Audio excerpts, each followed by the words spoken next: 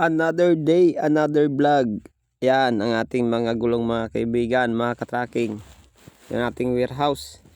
Ang size po niyan ay 11R22.5.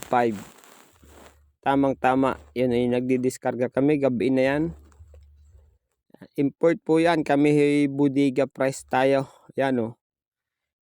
Kita nyo naman. Ang dami niyan. Lahat po yan ay brand new. Brand new po yan, Bodega price 11R. Yan, pagka kayo yung mga biyahero o pang araw-araw po, yun po ay pang long haul natin.